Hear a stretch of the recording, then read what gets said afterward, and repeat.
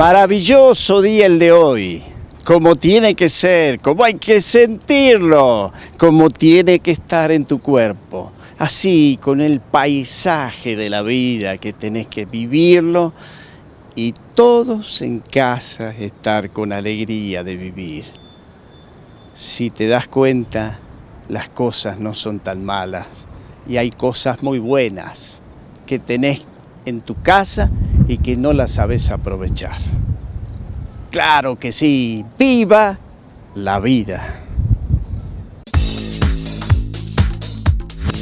Seguro que estás ahí en tu casa, prendido con la vida y salud, que le damos el sentido siempre a este programa. Bueno, hoy nos visita un especialista, un encargado, coordinador, jefe del INCUCAI. Muy claro, muchos me dicen, INCUCAI, ¿qué es eso? Y por ahí le tenemos miedo, ¿no? Dicen, no, eso es del trasplante, eso no. Pero, sin embargo, él viene a hablarte y a decirte muchas cosas buenas. El doctor Raúl Domingo Ríos, con nosotros. Es así, ¿no? ¿Es una coordinación lo que tienen ustedes acá? ¿O? Ahora es una dirección. Es una dirección. Ahora es una dirección desde que nació el laboratorio de histocompatibilidad y hacerme cargo también de lo que es el programa, que es el CUCAI Salta, pasó a ser una dirección. Y realmente INCUCAI, como bien decías, mucha gente no sabe o dice cuál es la diferencia del INCUCAI con el CUCAI Salta. El CUCAI Salta es una de las 24 jurisdicciones que forman el INCUCAI. El INCUCAI es el Instituto Nacional Central Único, coordinador de ablación e implante. Y a su vez tiene 24 jurisdicciones a su cargo. La jefatura está allá. Exactamente, pero en todas las provincias tiene sus jurisdicciones y cada una agarra, digamos, el nombre de la jurisdicción que pertenece. Por ejemplo, claro. INCAI Menes de Mendoza, claro. CUCAI-TUC de Tucumán, y nosotros somos CUCAI Salta. Claro, claro. Pero ¿qué tareas hacen ustedes? La verdad que cada vez tenemos más tareas. Es un personal muy reducido que tiene que tener una capacidad ya instalada de conocimientos en cuanto a lo que se realiza en el CUCAI. El CUCAI como un programa tiene por objeto procurar órganos para trasplantes. Esa es la tarea fundamental. Pero hay otras tareas que llevan a que cuando la gente ya está trasplantada necesita de un cuidado. Por ejemplo, inmunosupresores. Son medicamentos que se les tiene que proveer a los pacientes trasplantados carenciados que no tienen obra social. O sea, entonces el CUCAI también se encarga de la distribución y que no le falten esos medicamentos. Porque gratuito. Totalmente gratuito. Sí. O sea que todos los medicamentos no es solamente el trasplante. No, buscar no. los órganos, porque es como que muchos dicen, ahí viene el doctor de que no va a sacar los órganos, ¿no es cierto? Más o menos así. Nosotros los médicos estamos habituados a un montón de cosas que por ahí a usted le parece medio complicado, ¿no?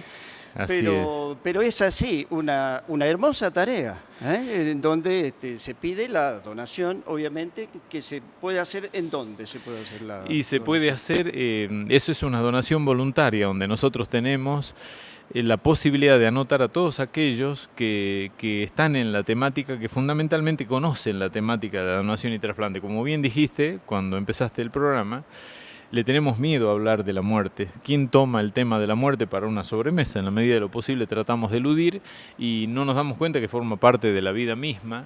Entonces, el CUCAI tiene que hacer conocer para qué sirven esos órganos que procuramos. De pronto es un donante de que ya no tiene la capacidad por su patología de no volver, de que está muerto desde el punto de vista cerebral, está muerto en todo su... Se asegura. Está totalmente a través de un diagnóstico. Entonces ahí es donde solicitamos a la familia de que cuál era la manifestación en vida de ese potencial donante. Nosotros, cuando la familia está absolutamente consciente y responsable de que ese familiar, ese ser querido que se está yendo prácticamente es donante, aceptan a rajatabla esa decisión y son donantes de órganos. En Salta es una provincia solidaria por excelencia, tiene muchísimos donantes voluntarios, pero falta una puntada. ¿Cuál es? ¿Qué puedo donar, doctor? Exactamente. A ver, ¿qué puedo donar? A ver. ¿Qué puedo donar? A ver, ¿qué me va a sacar a mí? A ver, o sea, porque esto hay que tomarlo realmente con buenas, como algo bueno, no hay que mirar, ay, no seamos así. Al contrario, hay gente que ha sido trasplantada y que está viva gracias a eso. Entonces depende de nosotros también que le demos el buen sentido. Por eso digo, ¿qué parte del cuerpo es la que puedo donar yo? A ver, personalmente. Personalmente. Aparte del corazón. Aparte del corazón. Primero tiene que existir la voluntad férrea de donar. Eso es como Listo. condición sine qua non. Conocer. Lo escribo, soy donante voluntario. Y ahí, en esa acta de donación, puede decir, dona todos sus órganos, ya sea para, digamos, para científicamente probar que esos órganos cómo están. Eso sucede, por ejemplo, en los lugares donde hay facultad de medicina y tienen un museo. Por ejemplo, yo puedo donar mi cerebro para estudios, puedo donar mi corazón para estudios y no para trasplantes. Todo eso se tiene que estipular. Pero cuando uno se anota y dice, no, yo dono todos mis órganos, así como la palabra lo dice, todos mis órganos, se estudian en el momento de la muerte misma cuáles son los órganos que están en condiciones de ser ablacionados para la donación y el trasplante fundamentalmente. O sea que la córnea... Las córneas, los riñones, el corazón. Hoy, por ejemplo, cuando hay un potencial donante... Eso es para trasplantar, exacto, ¿cierto? O sea, exacto. Lo que el doctor dice que otras partes del cuerpo también puedo donarla para que estudien, en fin, para algo científico. Así que todo depende de vos, de que vayas y escribas y digas, bueno, dono tal parte también. O sea, hay un convenio que se puede hacer y eso depende de vos. Tu voluntad. La voluntad de donar. Eso es lo fundamental. Porque el riesgo tenemos todo. Exacto. Y las patologías cada vez son más complicadas. Todas las que aparecen hoy, por ejemplo, ya es casi costumbre decir bloc corazón-pulmón. Antes era una patología cardíaca, se trasplantaba el corazón. Que están juntitos. Exactamente. Entonces tienen las dos patologías y si se trasplanta un solo órgano, no anda. Entonces se tiene que trasplantar el bloc. Yo siempre le pongo como ejemplo, siempre ando con el corazón. Con el corazón en mis manos, ¿no es cierto? Acá está, en el tórax, aquí está el corazón y a los lados están los pulmones. Entonces es como que son vecinos. Y el doctor está diciendo de que casualmente es lo que se está acostumbrando ahora a trabajar, porque como trabajan juntos, son vecinitos, buenos vecinos, ¿no? Buenos vecinos, sí, sobre todo. porque se enferman los dos, son tan solidarios que se enferman los dos. Exactamente, y eso es bueno. Es como al mismo Sandro, a nuestro, exactamente, y también, a nuestro querido también Sandro. Un órgano importantísimo de nuestra economía para poder vivir, el hígado. Ya no se trasplanta solo, o sea, hay pacientes con patología hepática que se trasplanta solamente el hígado, pero hoy se trasplanta el bloc hepatorrenal, el renopáncreas. Entonces, cada vez las patologías son más difíciles. Y el páncreas, exactamente. Que es la parte digestiva. Así es. Y por supuesto, todos los órganos que son ablacionados ya están asignados en pacientes que están en lista de espera. Eso es lo que hay que tratar de disminuir, las listas de espera. Sí. Porque hay muchos trasplantados muchísimo. Acá, ¿no? En Salta se hacen muchos operativos. ¿Cómo hacen? O sea, no se hacen tanto como uno quisiera para disminuir esas listas de espera. Pero, ¿qué cantidad, por ejemplo? ¿En el año cuánto tenemos? En el año lo ideal sería de que Salta, con la población de habitantes que tiene, superemos los 12, 14 donantes reales por millón de población. Tenemos 1.200.000 habitantes y sería ideal que haya 12 o 13 operativos o 15 para que más o menos la lista de espera disminuya un poco. Hoy tenemos 283 pacientes en lista de espera. Entonces imaginan de que con 12 o 13 ablaciones anuales que se hagan, no satisfacemos la mayor cantidad de demanda que tiene la lista de espera, ¿no? Y en el país hay más de 10.000. Entonces, esa necesidad imperiosa no es que uno le pida por favor, no. Las enfermedades nos llevan a que los pacientes estén en lista de espera y la demanda cada vez es más creciente, ¿no? Claro, Así claro. es. Pero quedó ahí como una duda, ¿no? ¿Dónde voy?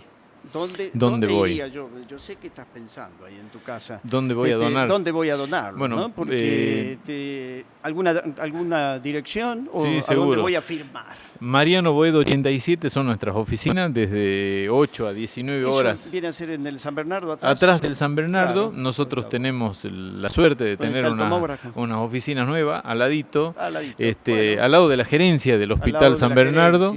Y ahí funcionan nuestras oficinas del CUCAI y el laboratorio de histocompatibilidad. Entonces trabajamos todo en conjunto, lo que parecía tan grande ahora ya nos queda chico. La demanda que hay del laboratorio de histocompatibilidad, que hacen todas las pruebas de compatibilidad para ver si el donante es compatible con el receptor, las hacemos en Salta, por lo menos para la región noroeste, y eso realmente es un orgullo y una satisfacción estar trabajando para toda la región. ¿Los profesionales son todos de acá o todos vienen de otro lado? Todos de acá. Tuvimos la suerte que cuando en el 2008 comenzó este proyecto de la construcción de nuestro edificio y del laboratorio de histocompatibilidad, y cuando se aceptó este proyecto para trabajar en forma conjunta nación-provincia, ya tuvimos que buscar a los bioquímicos que quisieran estar en este proyecto, y de pronto se especializaron un año antes, cosa de que cuando esté inaugurado ese laboratorio, que fue en el 2010, cuando se inauguró, los profesionales ya estaban preparados para hacer estas pruebas. O sea, no es un laboratorio común, ¿no? Profesionales salteños. Profesionales salteños son los que trabajan. Esa es la alegría que tenemos que tener todos. Somos capaces realmente de lograr grandes cosas. Doctor, muchísimas gracias. Al contrario. Por la compañía. Realmente nos ha ilustrado y nos da la luz que todos necesitamos para poder seguir viviendo. Al contrario, muchas gracias para difundir este tema tan importante. Bueno, ya saben entonces dónde dirigirse, qué es lo que hay que hacer para dar vida a la vida, que es lo que tenemos que hacer siempre. En este programa siempre estamos preocupados por la vida y la salud.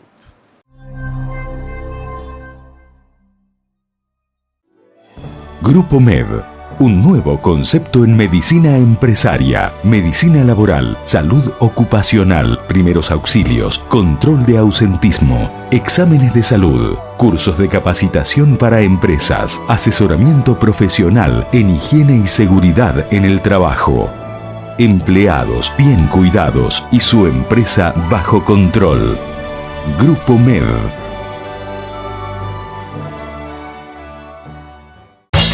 Sí, ya llegó Pinturas San Agustín, la línea más completa de pinturas que garantiza la excelente calidad al mejor precio. San Agustín, calidad superior a un precio muy inferior. Pedíselas a tu comercio amigo y comprobalo vos también. Pinturas San Agustín, precio y calidad hasta en los pequeños detalles. San Agustín es la pintura. San Agustín.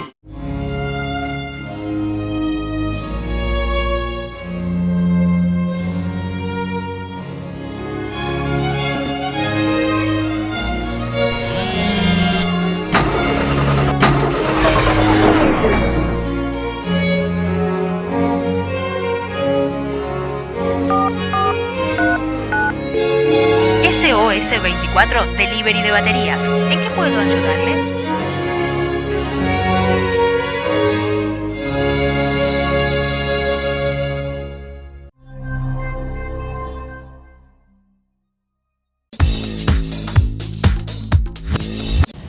Bueno, estamos en clase, así que apagando los celulares y toda la tecnología que no nos sirve. Ahora aprender algo muy importante, que dentro de la ley de higiene y seguridad está previsto todos estos aspectos que tienen que ver con lo que se llaman enfermedades profesionales. Enfermedades profesionales. Por lo cual se hizo un listado en donde dice tal y tal y tal y tal enfermedades corresponden al trabajo. Relaciona el trabajo con las sustancias en donde uno está trabajando. Y en este caso, como ustedes podrán ver, el asbestos, que es el amianto realmente, produce la asbestosis. Es la enfermedad, esta es la enfermedad. El sílice produce la silicosis. Y el plomo, que está en muchos elementos, produce la enfermedad denominada el saturnismo. Bueno, ahora vamos por parte, como dijo Jack el Destripador. La asbestosis. El asbesto entonces es un elemento que se utiliza mucho como un compuesto en muchas composiciones químicas, abrasivos, resistentes, algunos lugares, fibras, por ejemplo, para hacer tracción y a la vez son flexibles. Esos elementos que hay descritos de 1000 usos del amianto.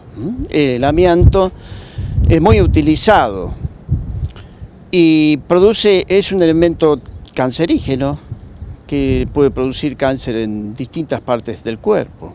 También es excelente como aislante térmico para calderas y tubos y en la construcción de tabiques y vigas de los edificios para mejorar la resistencia del fuego. Sus fibras protegen y pueden tejerse y se hacen sogas y telas que se utilizan en la lucha contra el fuego. O sea, miren ustedes que es importante también. Por un lado, nos produce enfermedad, como el cáncer, y por otro lado, también nos ayuda a combatir el fuego. Que es muy, pero muy importante. Siempre el asbesto hay que considerarlo y la asbestosis es muy, pero muy incapacitante.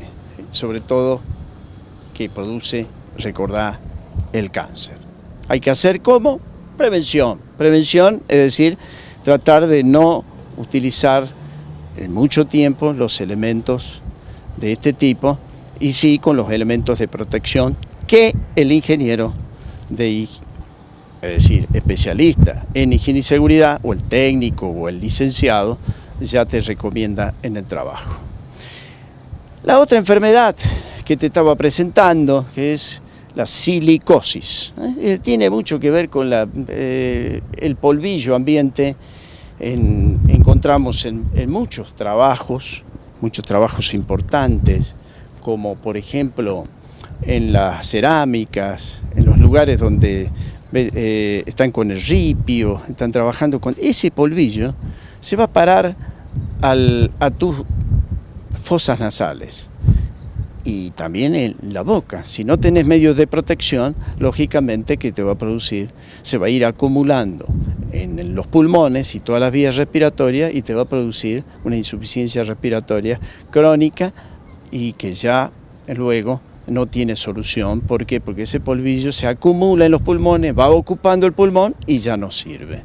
Por eso es que, por ejemplo, en las minerías, en los mineros que trabajan ya desde chiquitos excavando en la tierra y donde hay mucho sílice, allí se produce todo este tipo de complicaciones en la parte respiratoria y si no tienen un protector importante, lógicamente que al respirar estas sustancias, estas partículas, te producen la insuficiencia respiratoria. Por eso los mineros que empiezan desde chiquitito y a los 30, 33 años ya tienen una insuficiencia renal y seguramente conduce a la muerte, porque ya no tiene solución. Entonces, hay que tener mucho cuidado. Estas son enfermedades que hay que prestarle mucha atención. Te mencionaba el plomo, que es un elemento que está, por ejemplo, en la industria donde hay tinta, donde en las baterías, en las fabricaciones de las baterías, donde puede aparecer muchas complicaciones en el cuerpo, es decir, la absorción permanente te puede producir lo que se denomina saturnismo. Y el saturnismo es una enfermedad que clásicamente te va a producir trastornos a nivel de el sistema nervioso. El sistema nervioso es donde se ve afectado, hay hiperreflexia, hay complicaciones neurológicas pero muy importantes. Además es hepatotóxico.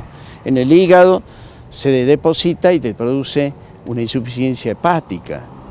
Pero sobre todo en el sistema nervioso es donde más afecta y donde produce no solo cefaleas, sino serias lesiones a nivel del encéfalo y puede conducirte a muchas complicaciones, como por ejemplo en la marcha, o sea, cuando vas caminando se te empieza a complicar todo.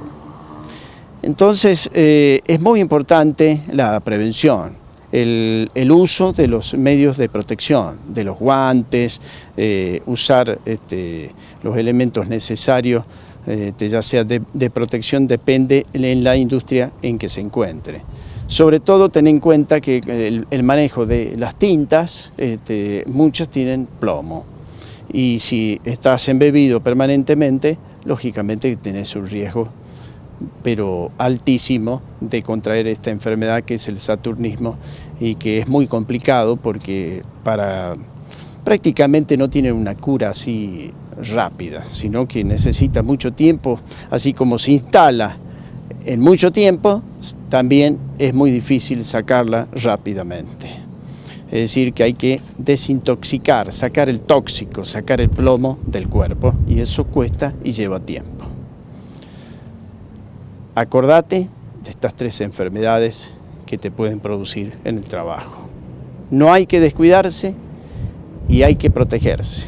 Para eso está la ley de riesgo del trabajo, para prevenir las enfermedades profesionales.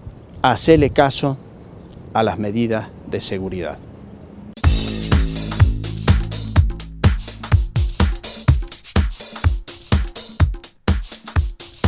Claro que sí, que la vida es un mensaje. Ese mensaje hay que saberlo transmitir, o bien dejarlo permitir. En vos está, de vos depende. Y yo te doy siempre un mensaje en la vida. Y quería leerte esto que tiene que ver con la discapacidad. Y la discapacidad de cada uno, ¿no? Vos tenés tus capacidades o tus discapacidades.